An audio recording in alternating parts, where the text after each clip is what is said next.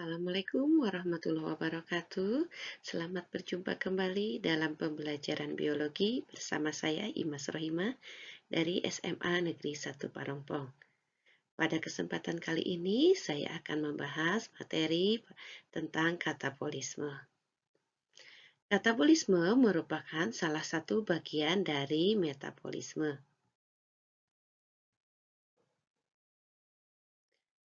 Masih ingat dengan metabolisme kan? Metabolisme merupakan serangkaian reaksi kimia untuk mengubah zat-zat yang terjadi di dalam sel tubuh makhluk hidup.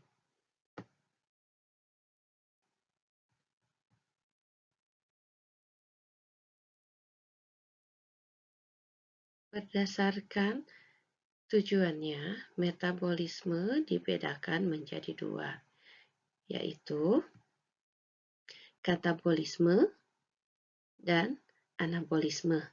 Katabolisme merupakan reaksi yang bertujuan untuk menguraikan zat kimia kompleks menjadi sederhana.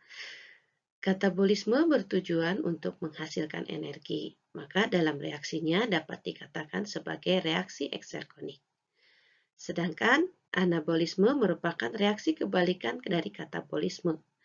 Dalam anabolisme, reaksi tersebut menyusun zat kimia sederhana menjadi zat kimia yang kompleks dan umumnya membutuhkan energi. Energi tersebut diperoleh dari katabolisme.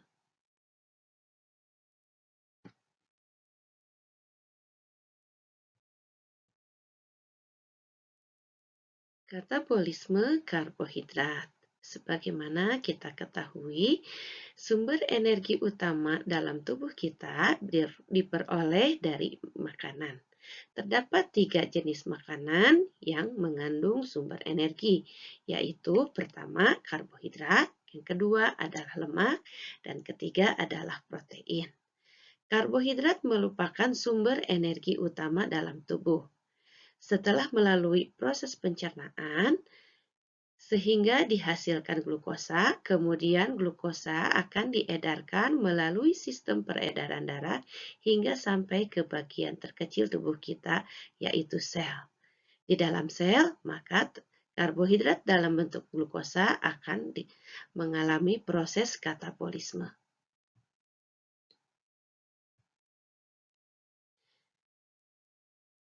Dalam proses katabolisme, karbohidrat berupa glukosa akan diubah menjadi energi dalam bentuk ATP. Istilah lain dari katabolisme disebut sebagai respirasi sel karena terjadi di dalam sel. Respirasi sel dapat terjadi secara aerob jika di dalam sel tersedia oksigen yang cukup. Namun, jika di dalam sel tidak tersedia oksigen yang cukup, maka respirasi akan terjadi secara anaerob.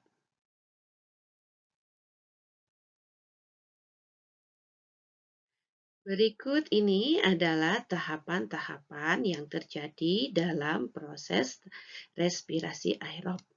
Yang pertama yaitu glikolisis, yang kedua dekarboksilasi oksidatif, berikutnya siklus Krebs, dan terakhir adalah rantai transport elektron.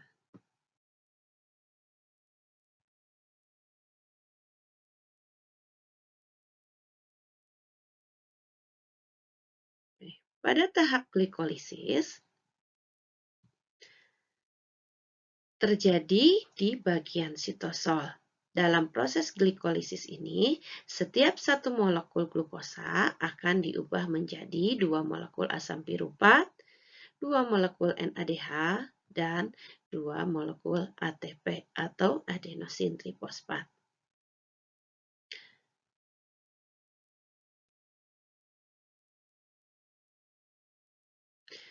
Dan terakhir adalah terbentuk pula 2 molekul air.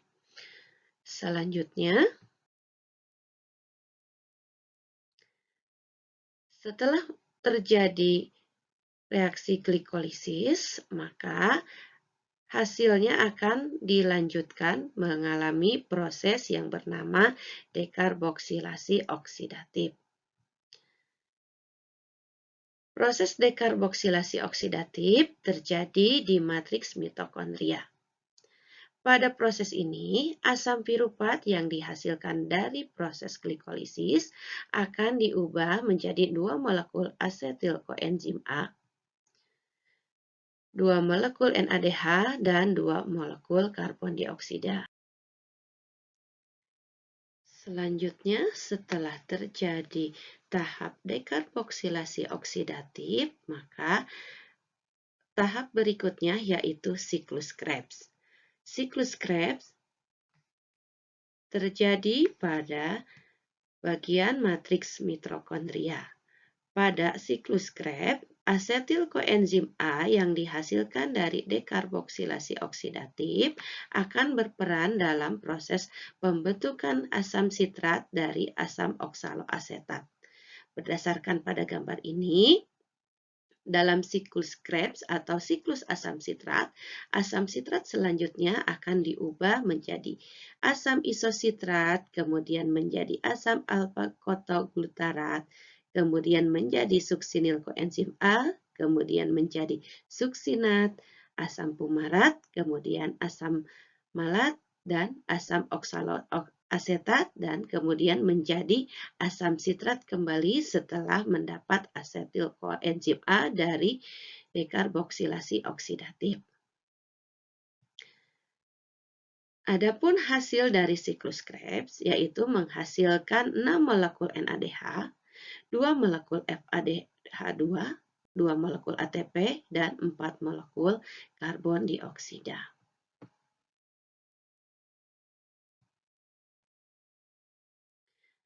Tahap terakhir dari respirasi aerob yaitu transfer elektron. Transfer elektron terjadi di kristal atau membran dalam mitokondria. Pada transfer elektron, terjadi pembebasan energi tinggi dari NADH dan FADH2 yang dihasilkan dari proses atau tahapan sebelumnya ketika NADH dan FADH melepaskan elektron dan ion H+. Sehingga pada akhirnya terbentuk energi berupa adenosin trifosfat atau kita kenal dengan ATP.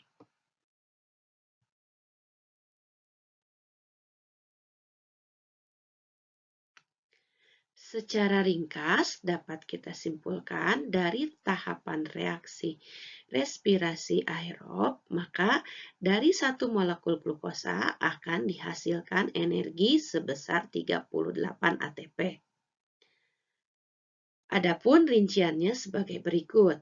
Dalam tahap glikolisis akan dihasilkan sebesar 8 ATP yang terdiri dari 2 ATP yang dihasilkan secara langsung dan ATP yang dihasilkan dari 2 molekul NADH. 1 molekul NADH setara dengan 3 ATP. Kemudian dari dekarboksilasi oksidatif akan dihasilkan 6 ATP yang diperoleh dari 2 molekul NADH. Sedangkan dari siklus Krebs akan dihasilkan 2 ATP secara langsung, 6 molekul NADH, dan 2 molekul FADH2. 1 molekul FADH2 ini setara dengan 2 ATP.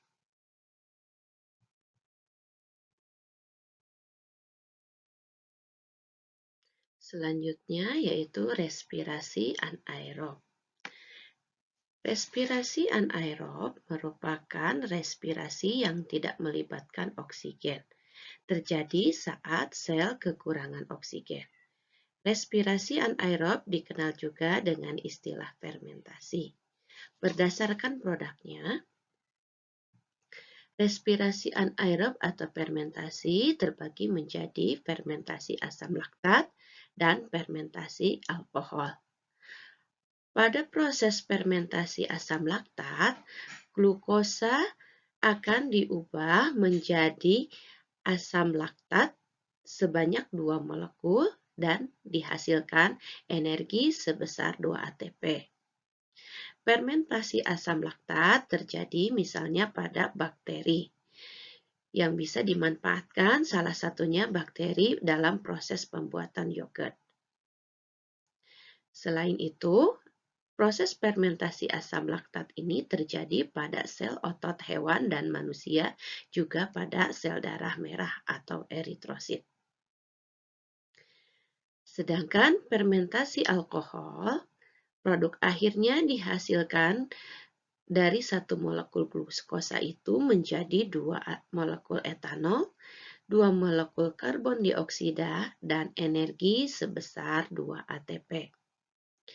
Fermentasi alkohol pada kehidupan sehari-hari kita temukan misalnya pada proses pembuatan anggur, proses pembuatan roti, dan proses pembuatan tape.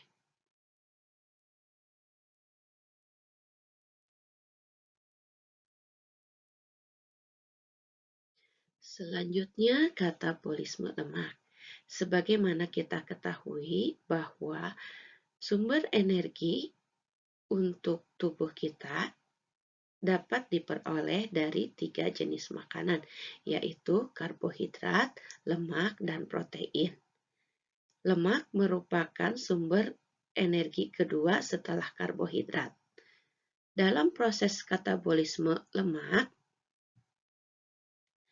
setelah lemak diuraikan menjadi asam lemak dan gliserol melalui proses pencernaan, maka asam lemak akan melalui jalur glikolisis setelah diubah menjadi asetil koenzim A. Sedangkan gliserol akan memasuki jalur siklus Krebs setelah diubah menjadi gliseraldehida fosfat atau disingkat PGAL.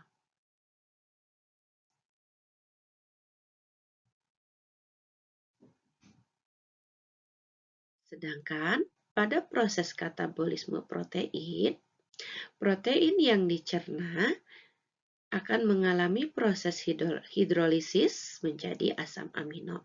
Selanjutnya, asam amino akan dikatabolisme sesuai dengan jenis asam amino yang terbentuk.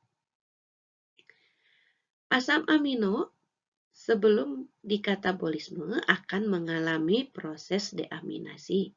Setelah mengalami deaminasi, maka katabolisme protein atau asam amino akan memasuki jalur respirasi melalui tahap dekarboksilasi oksidatif dalam bentuk asam piruvat atau masuk melalui tahap siklus Krebs dalam bentuk asetil koenzim A oksaloasetat atau ketoglutarat.